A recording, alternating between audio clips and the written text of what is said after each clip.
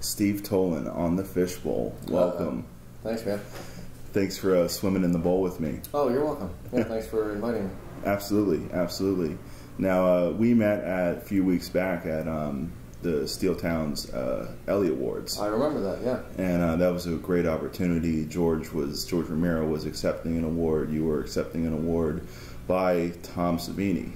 Yeah, he presented me with the award. That's pretty awesome. That was, that just happened to coincide with a sort of a newfound relationship that he and I are forming. It's pretty cool.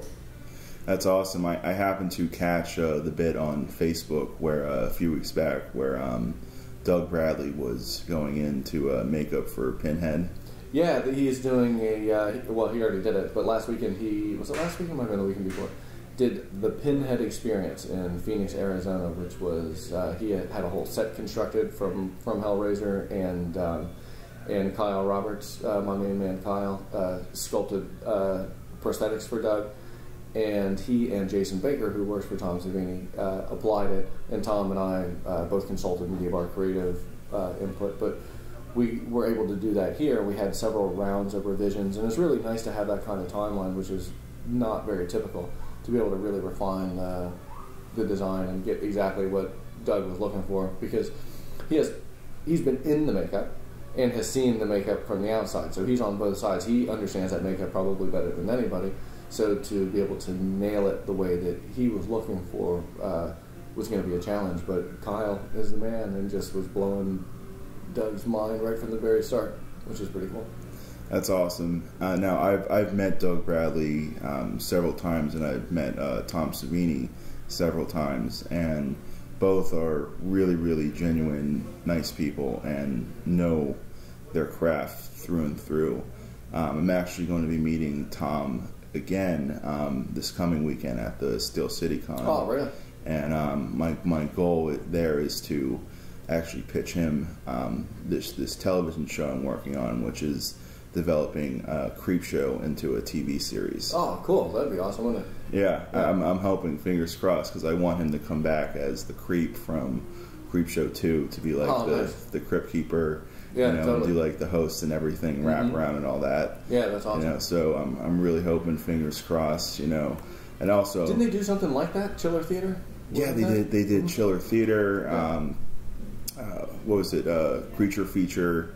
They had all different variations of it over the years, and that's kind of, I always loved that sort of aspect, like Tales from the Crypt, the Twilight Zone, the Outer Limits, the Alfred Hitchcock Hour, all that stuff was, classic. The anthology TV series, the X-Files, Yeah, totally.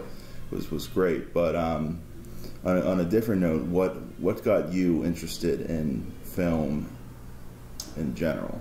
Well, I mean, I guess my story is different than most people. A lot of SFX makeup folks are coming from a background that is mostly fan-based. They grew up with movies. I think that's your story. They grew up with movies and that they fell in love with, and they wanted to recreate or create new versions of what they had seen on screen.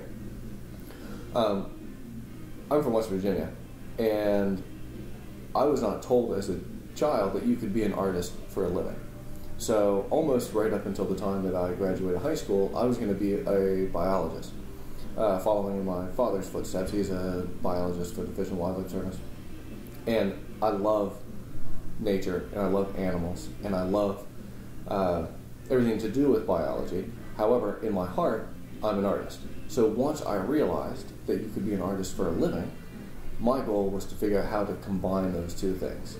And basically what you have then is a monster maker.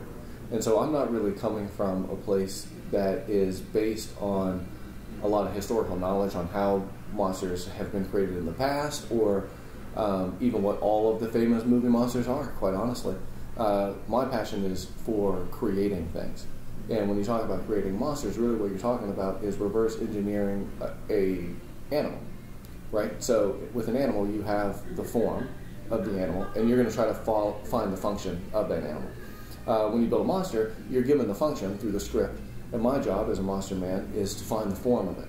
And so really, I'm leaning on my biology almost more than I am my art a lot of the times. When you talk about blood and gore, it just seems like you spray corn syrup everywhere, but really what you're talking about is anatomy and physiology, and not just like how would it look realistically, but how can we, within the scope of realism, create a level of cinematics or theatrics that keep us still within a believable place, but evoke the emotions that we're trying to with the storytelling.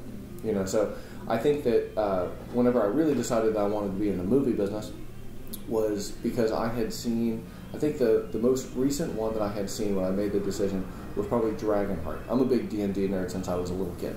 And that's really where, if I have a love for monsters, it's in classic Dungeons & Dragons monsters more than it is in movie monsters. And so I had been watching these movies, Dragon Slayer, obviously Dragonheart, that horrible Dungeons & Dragons movie, and every single movie, I just could not believe they're dragons. I don't believe any dragon that I have ever seen on screen. The closest that we've come, in my mind, is probably Game of Thrones. They're doing a pretty nice job with their dragons, but there's a confusion in the features that only CG seems to be able to create, where you can't really tell what a scale is versus a horn versus saliva versus the shine of the, you know, it's like it all kind of gets lost in this muddiness, you know, and everybody is always using like bat wings. You know, I think that one of the most important things about a dragon is that it's super duper intelligent, right? And one of the best ways to indicate intelligence, in my mind, is not just forearms, which you can't have if you've got bat wings, but also opposable thumbs. You know, most dragons are animals.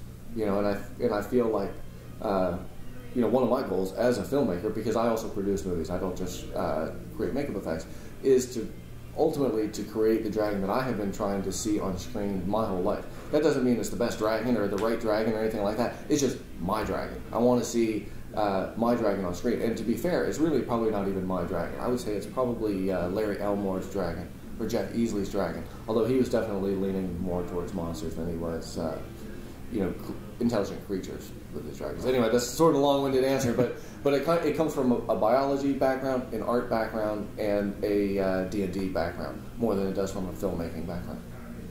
I can certainly appreciate that. You know, I loved Dragon Slayer. I loved Dragonheart, especially because Sean Connery played the dragon in that film. Yeah. I on a side note, real quick, wanted to get your thoughts on Reign of Fire. Oh, yeah, right. That was the one I kept trying to think of. That I take it back. Game of Thrones is not the best one so far. Reign of Fire is the best. Too bad the movie was horrible. Right. Too bad the whole storyline was ridiculous, because the production design finally got the dragons right. Right. So I want to take that dragon, some version of that dragon, and put it in a good movie. Right. You know, I talked with this one person who I've had on the show before. He also has a podcast. His name's Kent Hill, and he got to interview the person who wrote Reign of Fire. Oh, right. And he told me that he got to read the original script, and in the original script, so much stuff got cut from that movie that was kind of like, I guess, leading towards where we're now kind of at with the way films work. You know, like the era of, like, you know, good B-grade movies kind of ended with the 2000s approaching, and now it's kind of like, you know, B-grade movies, they're coming back, I think, because, you know, the 80s are coming back in a big way, but it's not to the extent where you had movies like, you know, like Reanimator, and, you know, just freedom of, you know, what the writer wants to put down on paper versus what the studio feels is, I guess, necessary on a budgetary level. Did a studio make Reanimator, or was that an independent production? Because it seems to me like independent film is stronger than it's ever been.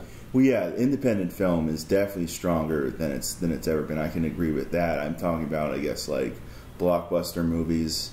You know, like Reign of Fire was definitely a blockbuster. Yeah, that was a studio picture. That was Universal, right? I think it was Universal. Yeah. It seems like it's Universal because they're famous for the monster movies and everything. But as far as like because Reign of Fire, for instance, like there was so much in that script, the characters that got cut, you know, because the studio wanted to make it, you know, Everything for everybody. Everything for everybody, right? Yeah. And that's even can be seen today with the most recent Star Wars film. Not Rogue One, but Episode 7. Mm-hmm. You know, like George Lucas was right in the sense that you know, you just need to add on to what's already there. And like the new Alien movie, for instance, like, you know, I like certain aspects of it, and I have major issues with certain aspects of it also. If I see one more fucking Alien movie, I'm going to lose my mind. Yeah, right? I can't take it. Because I feel like the era that is gone isn't the B-grade movie, it's originality. Yeah, I can agree with that too. Yeah. Nobody is willing to take a chance on a cool idea because they already have a list of ideas they know work. Right. And they're in the business of making money. They're not in the business of entertainment. Entertainment is the means to the end. They're in the business of making money. They're not in the business of making movies. Right, because there's so much stuff out there. I mean, like, I haven't seen a good, you know, practical werewolf movie in I don't know how long. Yeah. You know, because like the best thing that was about werewolf movies, especially werewolf movies, was seeing the transformation that people like Rob Bottin and Rick Baker, you know, made possible with The Howling and American Werewolf in London, and just so many other awesome werewolf films from the 80s and 90s. Mm-hmm. Yeah, and I think The Wolfman, I think Baker made a ton of really cool shit, and they just replaced it all with CG. Yeah, exactly. Dude, how can you replace... I mean, it's not even about the budget. You already spent the money. You know, right.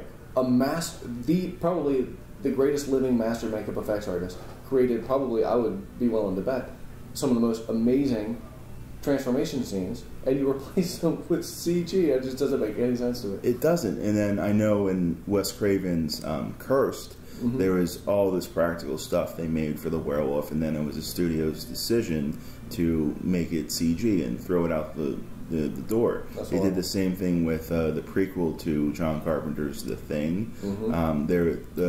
ADI's work on that was stellar. Yeah.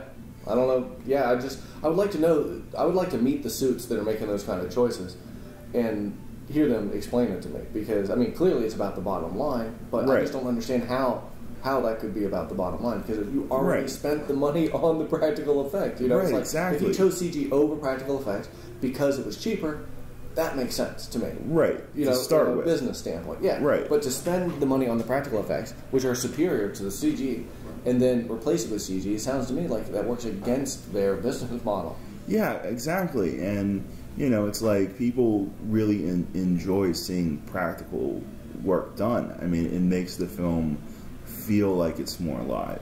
Yeah, I would agree with that. I mean, not to say that spruce trees aren't painted best with the fan brush. The fan brush has its place in the world. It totally does. Right. CG has its place. Practical effects are not always the best solution. But when it's a choice between the two, and it can be done practically, I agree. I think audience would prefer to see, and I know for a fact that actors would prefer to interact with something real.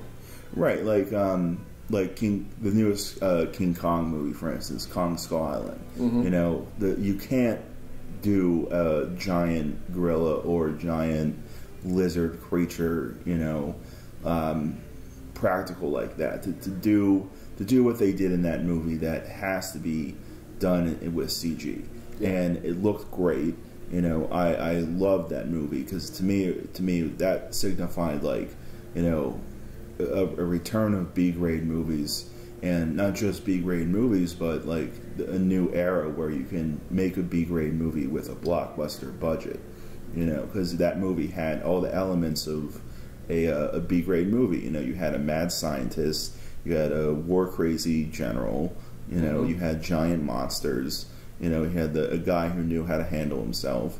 You know, really all the elements that would make up a good B-grade movie, but you had John Goodman, Tom Hiddleston, Samuel L. Jackson, all major Hollywood players, and with a you know, huge budget to do what they need to do to have, you know, giant monsters fight and everything. Yeah, I think most of the movies though that you reference in regards to B-grade movies from the 80s and whatnot also had huge budgets though. You know, I mean, American Werewolf had John Landis directing it. You know, it had a huge budget. Ghostbusters, huge budget. You know, I think that a lot of the movies, I think that the division between A grade and B grade tends to be the subject matter rather than the budget. You know, I think that for whatever reason, and I truly do not understand this, monsters are given a B class when in fact they are, you know, in my mind, some of the best philosophical pieces that are being created. You know, some of the best philosophical art that's being created are through monster movies. That's the whole point of a monster movie, is to allow us to look at ourselves through the lens of some monster or some creature that's not a human. But really what we're looking at, a good monster movie, we're looking at ourselves. You know, that's why Right. Skull Island works. That's why everybody loves werewolves. That's why everybody loves vampires. Is it really what we're talking about is the human condition? I don't know. Right. I'm so confused about how it gets downgraded, you know what I mean? Right. Because it doesn't have, I guess I'm not real sure what, you know, a A-list movie star. Is that really what makes it an A-grade movie, an A-list movie star? You know, because, you know, at what point is, you know, where does Pulp Fiction fall in there? You know, because it's a heavy philosophical piece. It's got some big movie stars in it, but it had a low budget. You know, like how Right. does that grading system work? I'm still a little confused. about Right, that. right. Well, I think we're all a little confused on Pulp Fiction. Yeah. Like that film, you know, like we studied that at Point Park with screenwriting, and my teacher Steve Cuden. Yeah, I know Steve. He's a cool dude. I like him. Steve a lot. is great, you know. I actually need to get in contact with him because I need him to look over my Creep Show script nice. and have him give me some notes. Shout out to Steve Cuden. Yeah, Steve. But he told me that there's been countless books written on Pulp Fiction alone because it breaks all the rules of storytelling, and in so many different ways, because you're not exactly sure where the film starts and ends, because it's all like discombobulated in how the film is set up. Yeah. You know, and that film was the first to ever really do that, and in such a way that breaks all the rules and how you tell a story, but yet the story still follows all the 7 plot points, and how you tell a story from, you know, an American cinema point of view. Yeah, I think that I feel like one of the reasons that it's so successful is that it's told. I was talking to Tom Savini about Quentin Tarantino's scripts, and one of the things he told me about his scripts, when you read them, you really feel like you're watching a movie. Like you really feel like you're being told a story. And I feel like one of the reasons that Pulp Fiction is so successful is that it is more like how a story is actually told between two people than most movies. Most movies, if you were truly that gifted of a storyteller, if I sat down to tell you a story about what happened to me yesterday, if I was able to start at the beginning and work linearly through the story and get to the end, that would be a true gift on my part to be able to do that. Generally what happens, near as I can tell, in every conversation I've ever had, somebody tells me a story or I tell a story, I'm jumping all over the place. I'm telling you about this part of it, which reminds me about this other part of it, which reminds me, but really the whole story still is a story. You know, it still has all the points. I'm still telling you everything about what happened, but I'm telling you in a more engaging way because it's really, it feels to me, it is linear. It is a linear story. Not in its events. Is linear in the thoughts of the storyteller. So I feel like, and you know, what is the 7 plot points? I mean, that kind of stuff just drives me insane. Oh, well, there's to I mean, I know what it is, right, but I'm just right. saying, like, why? I mean, Right.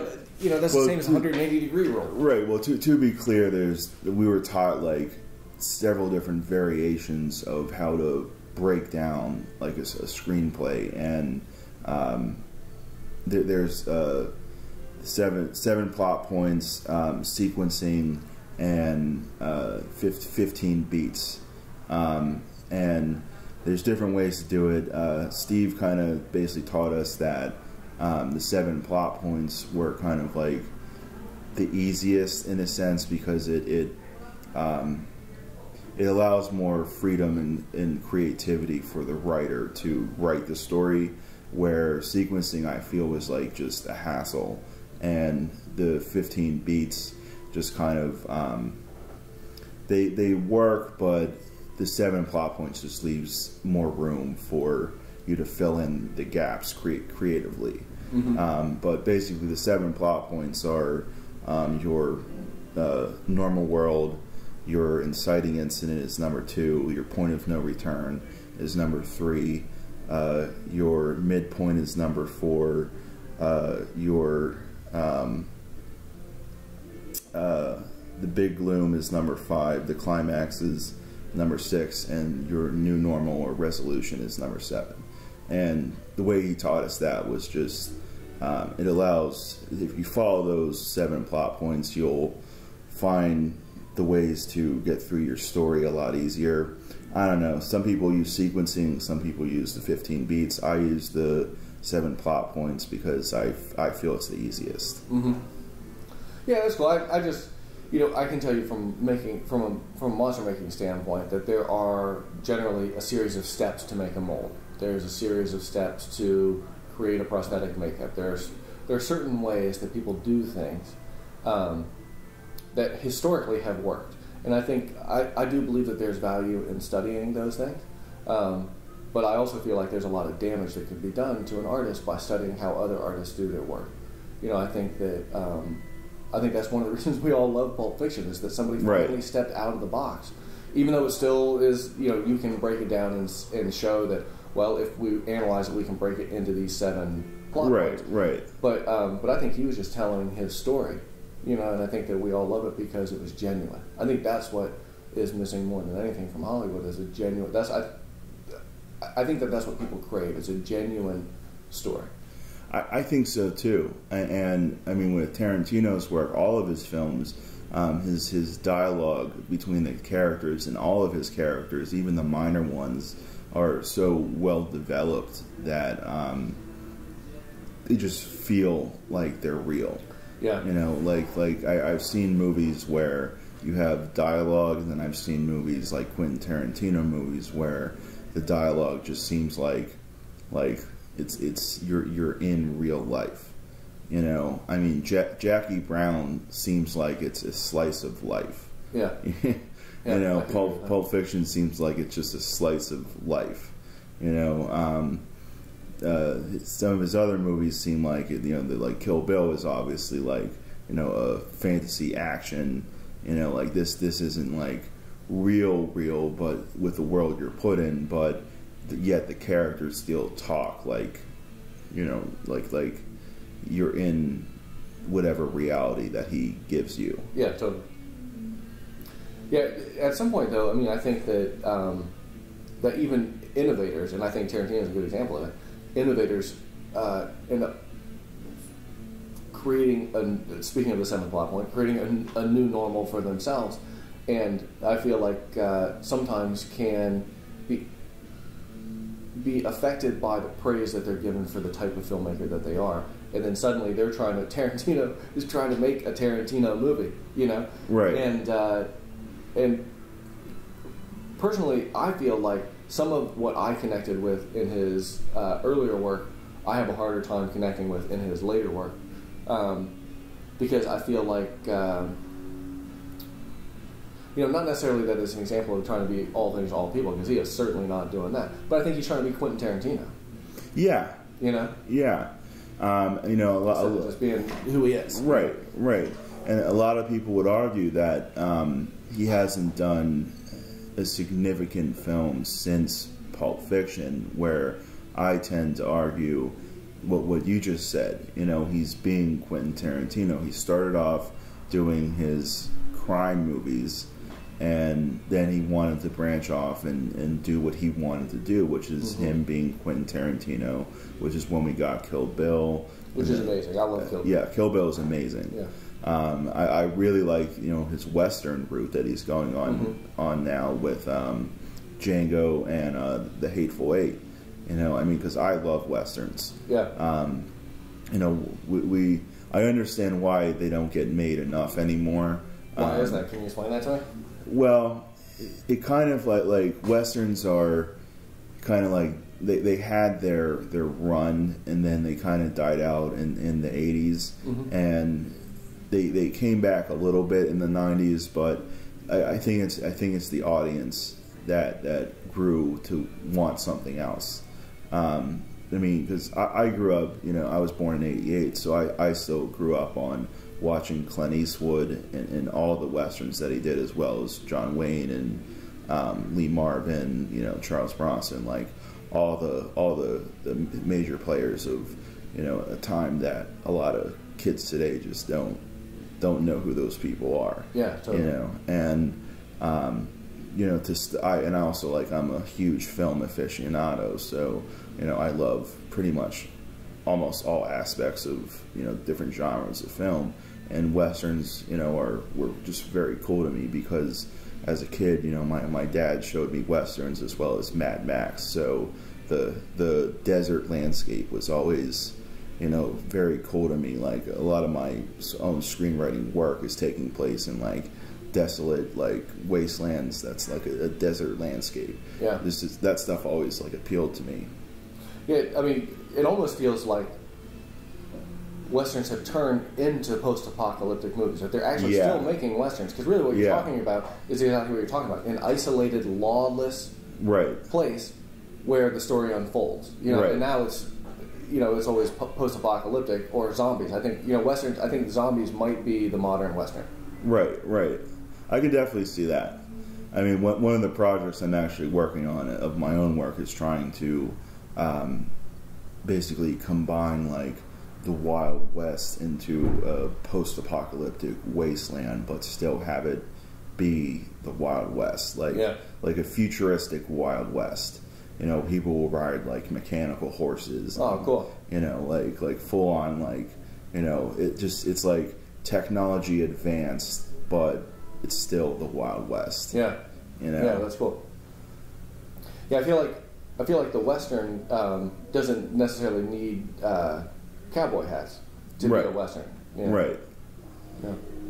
I mean, there's one movie that came out in the 2000s.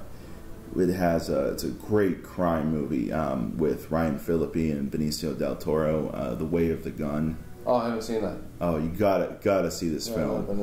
There's a lot of stars in it. James Caan, nice.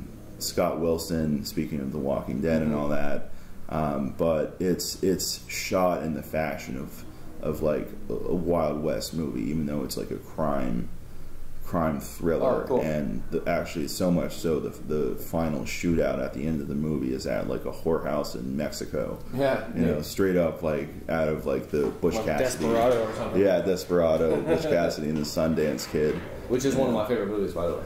Yeah, that's a classic. I love that movie. Classic. But let's talk about what are some of your favorite films in general? Oh, geez. I would say if I had to pick a genre that was my favorite genre, it's probably creature comedies. And so, having said that, I would say that my favorite movie is, now these are not the best movies ever made, but my favorite movies, the ones that are closest to my heart, are probably a tie between Harry and the Hendersons and Gremlins. Because again, I feel like what we're able to do is kind of look at a facet of human personality through these monsters, but is lighthearted enough that that you can look at it without feeling too emotionally challenged by the picture. I think a much scarier version of those same movies with the same themes would not be as appealing to me, just because I think that if you can add comedy to a philosophical piece, it adds a whole new layer of philosophy. I think that tragedy and dramas, I feel like, stop like one step short all the time. If you just took one more step, it would become hilarious. And that's really the kind of world that I want to live in, is one where we can really look at it. We're not hiding from the reality of it, but we can look at it to the point that it becomes funny. So Harry and the Hendersons and Gremlins both, I think, fit that bill. And then obviously, Predator. That's one of my favorite movies. Total Recall. That's one of my favorite movies. Legend, The Dark Crystal. Pretty much anything Henson ever made. Labyrinth. Mm-hmm. I love puppet movies. I'd like to see those making a bigger comeback. Dark Crystal is making a sequel now that I'm real nervous about. Netflix is said they're doing like a prequel. It's going to be a prequel to it. So if it's going to be puppets, I'm in. If we're going the CG route, I'm nervous. Yeah, because I also heard that they're supposed to be remaking the Labyrinth also, awesome. which it's a double-edged sword. It's kind of cool to see them living in that space again. But it could either be really, really good or it could be terrible. Yeah. I don't know if this is actually what they're doing, but I think I might have heard that they're going more of like a horror movie route with Labyrinth, which that could be very interesting. Yeah, Labyrinth is pretty dark. It's definitely a dark film. It's one of like my favorite films growing up. And it also goes to show that they don't make movies like that anymore. No, they truly don't. And it's not just that they use puppets and puppeteering in it. It's the whole concept of what was going on in there, the reality that you were introduced to for being a kid's movie. They don't really do that anymore. Right, and the creative compromises that we were talking about earlier. I call it the rainbow script. Trying to be everything to everybody, I think, results in a rainbow script. Right. And if you start with a screenplay where somebody has a very solid vision about the story that they're trying to tell, the more people that you get involved who have creative weight in how that script is actually going to play out on screen, the more the revisions start coming out. And I have literally in my cabinet scripts that become a rainbow by the time that you're finished with it, because you get your green pages. All the new updates are going to be green, and then all the updates are blue, and then pink, and then salmon, and whatever. And so you end up with, and you can see, it's the compromised creativity is visually identifiable with a script like that, because you can see that nobody could decide what the hell was going on. They're changing their mind. You can't change your mind as you go. You can decide that you want to get that shot from a different angle. You could decide that the character should say something slightly different. But to completely change everything on the term of a dime as you're going, because you've got suits who are screening it daily while you have artists trying to make it, will never result in the Labyrinth. And that is why I'm nervous about remakes of the Labyrinth and the Dark Crystal. Right. Because Henson's not at the helm of that. I don't know who it's going to be, but it's not going to be Brian Froud, I can tell you that. They're not going to hand him millions and millions of dollars and have him just make a movie. They're going to micromanage him. And they're not going to and it's not Henson micromanaging him, it's some suit who has no fucking clue how to make a Jim Henson movie, who's going to be making the creative choices about how it needs to be made. Right. So, again, my fingers are crossed, but my expectations are real low. Right. Because it's also been honestly a while since I've seen a horror movie that I can actually say, you know what, I'm gonna go buy that and I'm gonna go rewatch it like I rewatched all the Nightmare on Elm Streets, all the Friday the 13th. Oh yeah, it's because they just want to chop people up now. Right. That's not a horror movie. Right. That's a snuff film. Exactly. The best horror movie that has been made in the past 10 years, in my humble opinion, was Cabin in the Woods. Yeah, I'll agree with Once that. again, a comedy. Right. You know what I mean? Where it's looking at the philosophy of things so deeply that it becomes hilarious. Right. It starts to make fun of itself. And that was a great movie. Yeah. And they're just, that was an example of, I would love to see what the final script of that looks like versus the original script, because I have a feeling that they're probably really close. Right. And now, there was one movie I saw recently that was really, really good, and I think I am going to buy it and rewatch it at some point once they stop, playing the shit out of it on Cinemax and all that. Yeah. But that's Krampus. Oh, okay. Yeah, I haven't seen that yet. The first movie monster we've had, and I think since The Creeper, for Jeepers Creepers. Mm-hmm. And they used practical when they needed to, and they used CG when they needed to. The guys who made it were the same guys that did Trick or Treat. Oh, not the 80s one, but the anthology one. And it was really, really well done. And again, you know, like you said, it was like a black comedy. Yeah. You know, it had really funny elements. So much so that one of the visiting family was supposed to be from Pittsburgh. You know, right. They were supposed to be like the gun crazy, you know, never going to take away my First Amendment right type of Pittsburghers. And it was really funny. David Koechner played the dad, and Adam Scott played the other dad, and it was really, really well done. You know, and also for being like having the stars that it had, like Toni Collette, David Koechner, and Adam Scott, you would think it's more of a comedy, but it's actually more of a horror movie with comedy elements.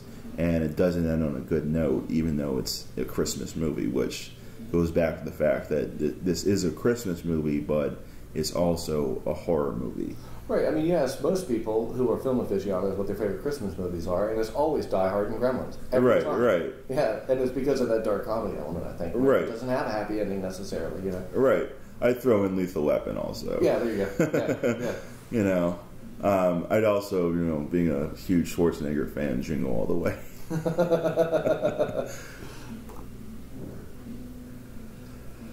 But I think that's a good place to stop. Right. One more question. Sure. Do you have any up and coming projects you want to promote?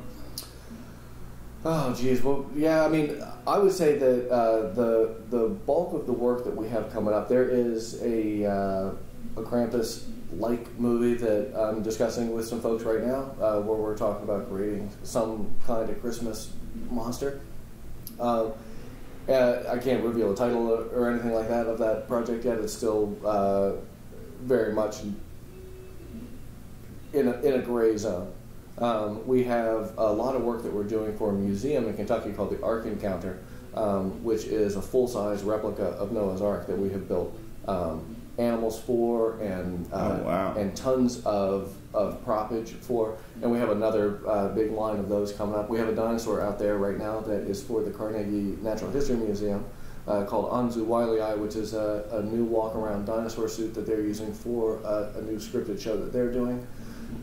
We have a production possibly of The Lieutenant of Inishmore coming up here soon, which is a play that I have done many, many times, and is also the foundation for Squib Effects, which is a division of Tolin Effects that creates the illusion of a gunshot wound with no pyrotechnics. Those were all developed on The Lieutenant of Inishmore. And also, this is probably the most exciting, I got a call yesterday from Don DiGiulio, who is a director in Pittsburgh, who did Evil Dead the Musical about 2.5 years ago that we were able to do. And it was a blast. I have never had so much fun creating a live piece than that, because Don is truly an artist in the sense that he wants all of the artists to be able to really make their creative contribution. He just wants it to be awesome. He wants to have a really fun night. He wants the audiences to get covered in blood. He wants the artists working on it to have a good time doing it. So we're talking with PMT about Pittsburgh Musical Theater about another production of that. I think they were saying next January sometime. I'm not 100% sure on the dates. Again, it's sort of in a gray zone, but that's one of the most exciting things that I'm working on.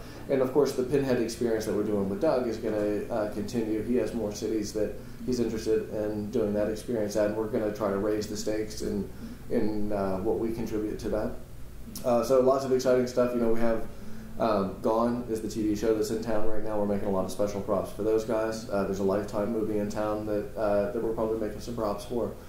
And Mindhunter will be back. We got to make all kinds of cool stuff for them last season. I'm sure that we're going to get to make a lot of cool stuff for them again this year. We made the interior of 727s for that movie. We made miniature models, which is a rare treat to get to make for these motel signs, which was really cool. So that is something that is going to be coming out soon that we worked on over the past year that nobody has seen yet. But I think that's going to be a really, because it's Netflix. It's Netflix right, and it's Charlize Theron. So I think that, you know, I think the show is going to be really awesome. And it's David Fincher, of course. Right. You know, who I'm very proud to say, I understand he's very difficult to please. And pretty much everything that we created, either for the art department or the props department or the makeup and effects department, David pretty much liked right out of the gate. You know, which, especially with the miniature models, everyone was really nervous, and it was like 2 or 3 days before the wrap of pickups for season 1. So if David shows up and he doesn't like your models, what do? I mean, you have right. no time to fix anything. So I'm really excited to see how that shows up on screen. And we just did a movie in Tennessee called Enuwadi, which is, again, a harken back to the monster movies that we grew up loving. It was written and directed by Face Off Season 6 winner Rashad Santiago, and it's being produced by Rick Prince out of Nashville with a production company called Creature Feature, similar to that TV show. And this is the second project that we've worked on for Rick. We did a project last summer called Lua, All Saints Eve, which again, it's just one of these really classic kind of monster movies. And then Enuwadi, which is finishing post-production right now and is going to be super cool. It was, I think, with the exception of maybe the Frost Giant in Game of Thrones, is the largest creature suit to ever have been made, where the actor's feet are on the ground. Played by Daniel Gilchrist, who is 7'7". We added another 1.5 feet on top of his head. So wow, he is an impressive monster. That's him there. That's his head. Awesome. So all kinds of cool stuff coming out, and more cool work coming up that where we get to make a lot of cool stuff. And that's really what it's all about. I mean, that's what we're all about doing here, is just making the coolest stuff that we can. Whether it's for museums or for film or theater or television or music videos. We pretty much run the whole gamut. Awesome. Well, Steve, you have a great shop here. Thanks, I'm looking forward to hopefully hanging around here a little bit more often. And finding some cool stuff to do. And I just want to say, keep doing what you're doing. You're creating some awesome effects, and I look forward to having you come swim in the bowl again. Hell yeah. Yeah, thanks for having me, Sam. Absolutely. Thanks so much. Thank you.